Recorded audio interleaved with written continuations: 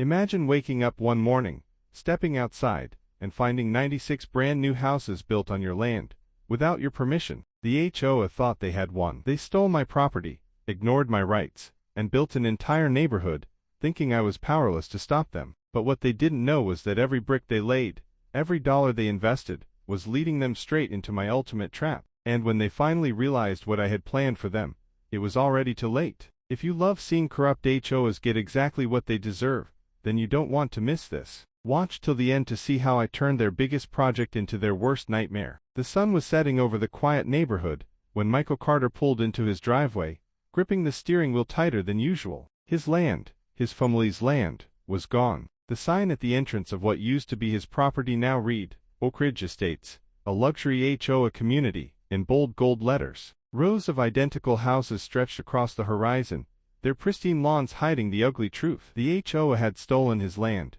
built 96 homes on it, and thought they had won. Michael stepped out of his truck, his sharp eyes scanning the rows of newly built homes, the neatly paved streets, the playground where his grandfather's old barn used to stand. It had taken them months of legal loopholes, zoning tricks, and backdoor deals, but the HOA had finally pushed him out, forcing him to sell through what they claimed was a legal land acquisition. The Homeowners Association, led by the arrogant and ruthless Cheryl Whitmore, had laughed in his face when he tried to fight back. "It's just business, Mr. Carter," she had said with a smirk, holding up the finalized papers. "You should have read the fine print." What Cheryl didn't know, what none of them knew, was that Michael had read the fine print, every single word, and buried deep in those documents, hidden beneath layers of legal jargon, was a single flaw, a flaw so devastating that it would bring the entire HOA to its knees. As he walked toward the newly built houses, a slow smile crept onto his face. "They think they won," he muttered. "They have no idea what's coming." Michael didn't waste time. He had waited months for this moment,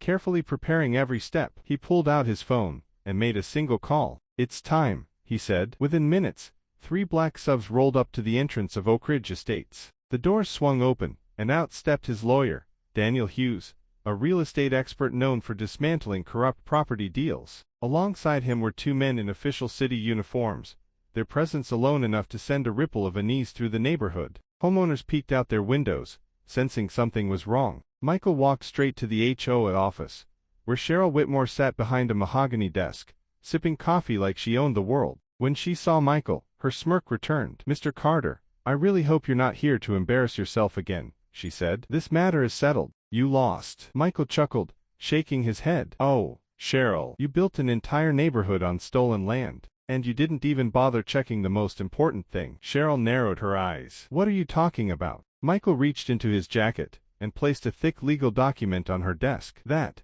he said, tapping the first page, "is the original land deed, and it has something your lawyers failed to notice." Cheryl snatched the document, flipping through the pages. Her confident expression faded. Her hands trembled slightly. This can't be right." Daniel stepped forward. "It is. The land you stole. It was never legally transferred to the HOA." Trill's face turned pale. "That's impossible. The sale was final. The city approved the construction." Michael leaned in. "Did you ever wonder why my family held onto this land for over 100 years? There was a reason, Cheryl. That land wasn't just mine.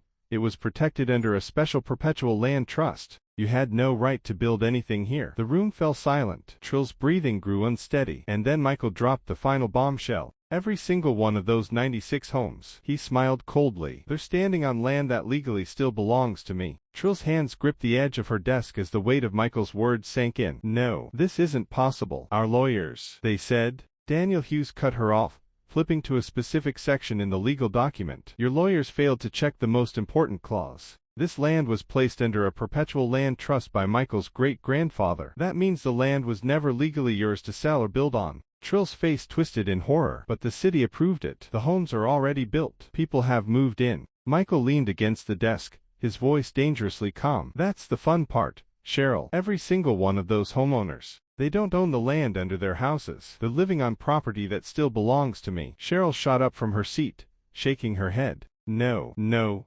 no. Nay, this is a trick. We paid millions for that land. The HOA invested everything into this project. You can't just—" "Oh, but I can." Michael smirked. "And I already have." Just then, one of the city officials stepped forward and placed a second document on Trill's desk. "This is an official cease and desist order," the man said sternly. All further HOA activities regarding the Oak Ridge Estates project are to be halted immediately. There will also be an investigation into how this land was illegally acquired. Trill's breath hitched. An investigation. Daniel crossed his arms. Oh, it's worse than that. Every buyer in this neighborhood has the right to sue the HOA for selling them homes on land you never owned. That's fraud. Trill's knees nearly buckled. We can fix this. We can make a deal. Michael, you wouldn't really. Michael's expression turned ice cold. You bulldozed my grandfather's house. You stole what wasn't yours. Now, you're going to pay the price. As if on cue, the door burst open. A panicked HOA board member ran in, clutching a phone. Cheryl, it's bad. The homeowners. They just found out. Outside, the sound of angry voices filled the air. Residents of Oak Ridge Estates were gathering in the streets, holding their HOA contracts, demanding answers. Some were shouting Michael's name, realizing the land their homes sat on still belonged to him. Michael turned to Cheryl with a slow grin. Welcome to your worst nightmare. Cheryl stumbled back, her face drained of color, as the shouting outside grew louder. This can't be happening. Michael turned toward the window, watching as homeowners gathered in furious clusters, waving their contracts in the air. Some had their phones out, recording. Others were already dialing lawyers. It's already happening, he said coolly. And you brought it on yourself. Suddenly, Trill's assistant rushed into the room, looking frantic. Cheryl, the HOA's legal team just called. They're pulling out. They said they won't defend us in court. Trill's hands shook. What? They can't just abandon us. Michael chuckled. Oh, they absolutely can. They probably realize that representing a fraudulent land deal could get them disbarred. Cheryl spun back to Michael, desperation flashing in her eyes. Look, we can fix this. You don't want to go to court either, do you? What do you want, Michael? Money. A settlement. Michael's smile didn't waver. You really think I'd let you buy your way out of this? You bulldoze my family's history for profit. You force people into outrageous HOA fees, fines, and threats. Now, you're about to feel what it's like when the power isn't in your hands anymore. Just then, the city official's phone buzzed. He glanced at the screen, then looked at Cheryl with a frown. Cheryl, we just received notice from the State Housing Authority. Because of this fraud, Oak Ridge Estates is officially nullified. Trill's breath hitched. Nullified. Michael stepped closer, lowering his voice just enough for the weight of his words to sink in. It means this entire development is now in legal limbo. The homeowners, they can sue the HOA for every cent they spent on these houses. The city, they can fine you for unauthorized construction. The state, they can seize HOA assets for damages. Trill's lips parted,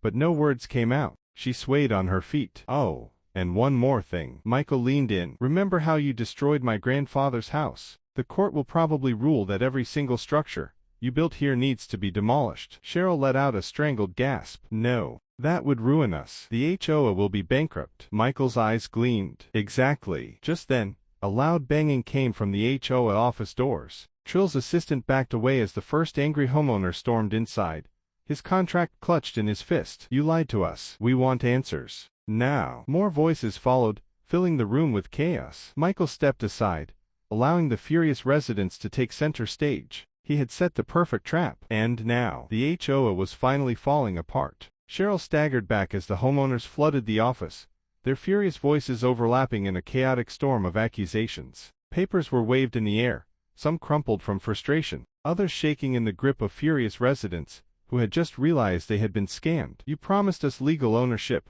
one man shouted, his face red with anger. Now you're telling me my house isn't even legally mine. We took out loans, a woman cried, her voice breaking. I put my entire life savings into this place. Trill's breath came in short gasps. Everyone, please, let's remain calm. But the crowd was beyond calming. Michael stepped back, watching with quiet satisfaction, as the very people Cheryl had exploited turned against her. This was exactly what he had planned, an uprising fueled by betrayal and desperation. Then, another voice boomed from the doorway. HOA President Cheryl Whitmore. The room fell into a tense silence, as two uniformed officers stepped inside. Trill's face twisted in shock as they approached. We have a warrant for your arrest on charges of fraud, illegal land seizure, and property misrepresentation. A gasp rippled through the crowd. Trill's assistant took a slow step away from her, as if distancing herself from the inevitable fallout. What? Cheryl shrieked. No, this is a mistake. One officer pulled out a pair of handcuffs. Mom,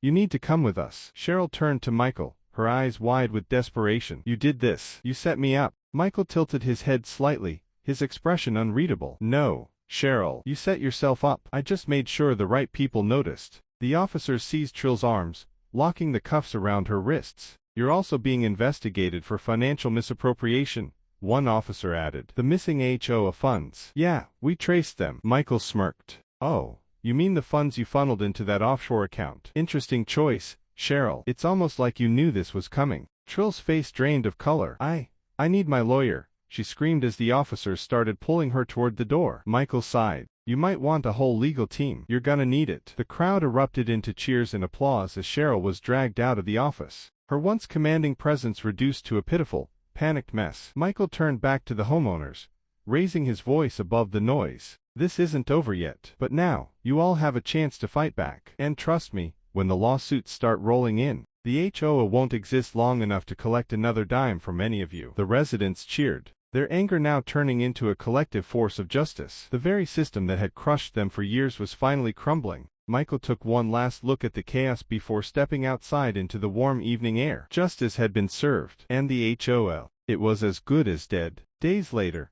the headlines exploded across news stations and social media. HOA president arrested in multi-million-dollar fraud scheme. 96 homeowners left in legal limbo. Massive lawsuit against HOA underway. Corrupt HOA caught in ultimate trap. Justice served. Michael scrolled through the news on his phone, sipping his coffee as he watched the fallout unfold. The HOA board had crumbled under the pressure. Trill's arrest had sparked a wave of resignations, with board members scrambling to save themselves from the incoming legal storm. But it was too late. The homeowners had banded together, filing a class action lawsuit against the HOA, Cheryl, and the developers who had been part of the scheme. The county had stepped in, freezing all HOA accounts while investigators dug deeper. The fines, legal fees, and massive payouts to the homeowners would bankrupt them in weeks. Michael's phone buzzed with a call. It was his lawyer. "It's done," the voice said. "The judge just ruled in favor of the homeowners. The HOA is officially dissolved, and the land is being returned to you." Michael exhaled slowly, letting the words sink in. "So, it's over." "Not just over. You won completely." A slow smile crept onto Michael's face. Months of planning, legal maneuvering, and calculated revenge had led to this moment. The HOA had thought they could take what was his. They thought they could bury him in paperwork, legal loopholes, and intimidation. But they never saw the real trap until it snapped shut. Now, Cheryl was facing years in prison, the corrupt HOA was finished, and the land, it was back where it belonged. Michael stepped outside, staring at the vast open property that had nearly been stolen from him. It was his again, and this time, no one was taking it from him.